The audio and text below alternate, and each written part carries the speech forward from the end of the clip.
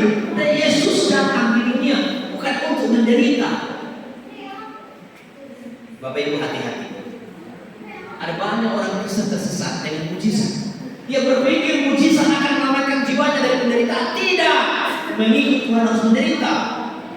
Jangan sampai mujizat membutakan mata kita kepada penderitaan. Orang Kristen, Pak, Bu, orang Kristen pasti disembuhkan. Amin. Pak, Bu, orang Kristen pasti akan dilepaskan dari penderitaan. Amin. Tapi jangan lupa, Tuhan bilang, pikul lakup yang kupasang, karena rasanya apa? Ringan. Artinya apa? Kalau mengikuti Tuhan, kita harus menderita, harus siap memikul salib. Jangan terlena dengan mujizat. Jangan sedikit-sedikit minta mujizat dari Tuhan, ya kan? Sedikit-sedikit minta berkat dari Tuhan. Sedikit-sedikit minta apa? Minta uang dari Tuhan. Sedikit-sedikit minta mujizat dari Tuhan. Bapak Ibu, di sini kita belajar. Petrus dan murid-murid berpikir kedatangan Yesus itu untuk menjadi seseorang yang luar biasa dengan latar belakang peristiwa yang terjadi, mujizat, orang yang mati disembuhkan, dibangkitkan, dan sebagainya. Mereka berpikir, nah, mustahil Yesus yang berkuasa ini menderita, sangat mustahil menurut mereka. Tapi Yesus berkata, nyaklah engkau pikiran iblis.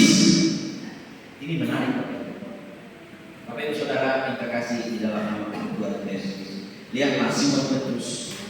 Ia berusaha untuk memberikan saran supaya menghindarkan Yesus dari penderitaan. Artinya apa? Kenapa Yesus berkata, nyaklah iblis? Apa alasannya? Yesus memberikan penilaian kepada Petrus, nyaklah iblis. Kita melihat alasannya.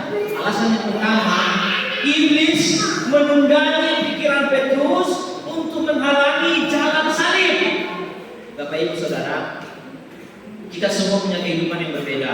Ada jalan yang lurus, ada yang berliku-liku.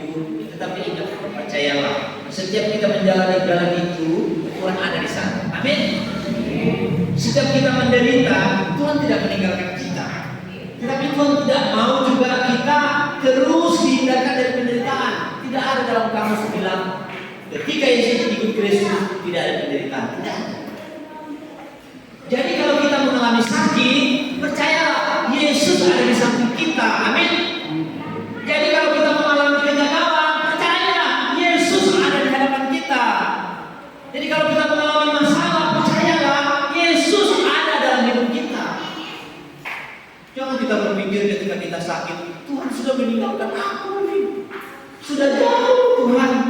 Sudah tidak mau dengar doa lagi. Itu salah, Bapak Ibu Saudara. Tidak pernah orang percaya ditinggalkan oleh Tuhan sedikit pun. Yang ada adalah orang percaya yang meninggalkan Tuhan sesekali.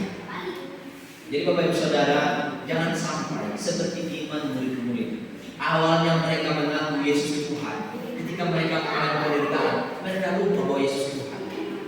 Awalnya murid-murid percaya Yesus adalah Tuhan karena melihat mujizat yang dilakukan. Orang disembuhkan, orang mati dibangkitkan.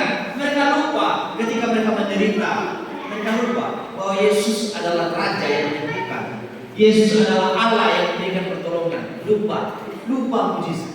Masalah biasanya membuat kita buta, tidak melihat jalan kehidupan.